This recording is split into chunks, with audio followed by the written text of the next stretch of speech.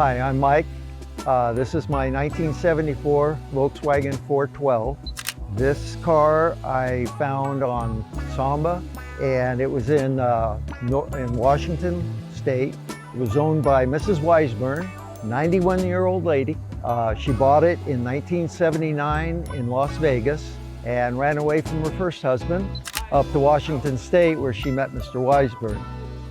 They married and bought a ranch, 160 acres, near Maxwell, Washington.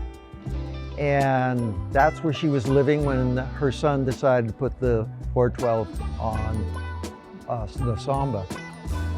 He went out and bought her a Chevy Caprice. She drove it for 1 week, told him, take this car back, I need a car with a stick shift. So he went out and bought her a Honda. So she has her Honda Accord stick shift.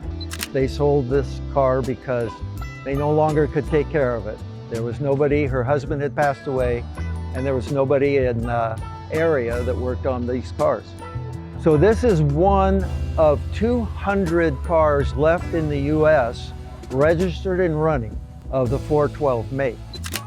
There are probably more of them left in junkyards and backyards, but registered and running, there are only 200. Worldwide, there's only 582.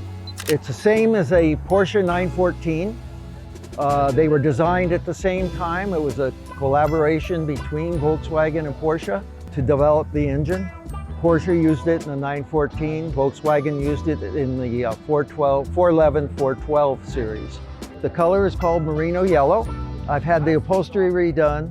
Most of the paint is original. I enjoy the car immensely. One of the reasons I enjoy it the most is people don't know what it is. And I get to tell my story over and over again.